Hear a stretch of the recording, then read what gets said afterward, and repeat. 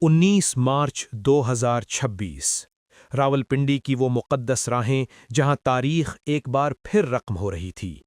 Field marshal Syed Asim Munir, وہ مرد فولاد جو راتوں کو جاگ کر قوم کی نیند سنبھالتا ہے، وہ لیڈر جس کی ایک نظر میں دشمن کانپ اٹھتا ہے اور ایک لفظ میں قوم کا دل مطمئن ہو جاتا ہے۔ آج وہ بیٹھے تھے اپنے اہل تشیع بھائیوں کے علماء کرام کے سامنے، نہ کوئی تقریر نہ شور، بس دل سے دل تک کی بات۔ ان معزز علماء کی آنکھوں میں وہی درد تھا جو ہر پاکستانی کے سینے میں دھڑکتا ہے، امن کا درد، اتحاد کا درد۔ فیلڈ مارشل نے کہا، آواز میں وہ شدت تھی جو آنسوؤں کو روکتی ہے، اے میرے ملک کے علماء، تم ہماری روح ہو، تمہاری آواز سے فرقہ واریت مر جاتی ہے، غلط بیانیے دم توڑتے ہیں۔ بیرونی دشمن ہمارے درمیان نفرت بو کر ہنس رہے ہیں، لیکن ہم ایک ہو کر انہیں شکست دیں گے۔ پھر آیا وہ لمحہ جب بات آپریشن غضب للحق پر آئی۔ افغان سرزمین سے اچھنے والی وہ گولیاں جو ہمارے بچوں، ہمارے جوانوں کا خون پی رہی ہیں۔ فیلڈ مارشل کی آواز لرز اٹھی، ہم مزید ایک قطرہ خون بھی برداشت نہیں کریں گے۔ دہشت گردوں کے ٹھکانے جہاں بھی ہوں ہم ان تک پہنچیں گے، ہمارے جوان ان کی نیند چھین لیں گے۔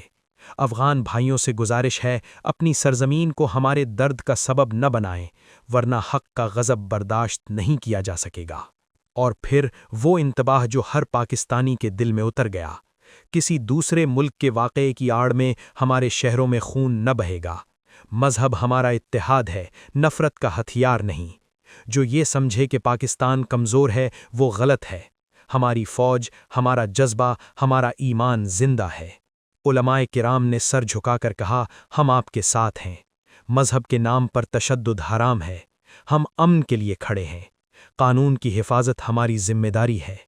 ایک لمحہ جب تمام فرقے ایک ہو گئے، ایک قوم، ایک دل، ایک عزم۔ یہ محض ایک ملاقات نہیں تھی، یہ پاکستان کی روح کی پکار تھی۔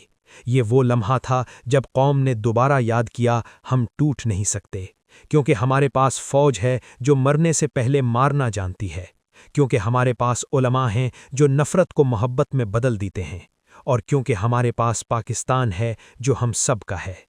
فیلڈ مارشل عاصم منیر کی قیادت میں ہم زندہ ہیں، ہم متحد ہیں، اور ہم شکست نہیں کھا سکتے۔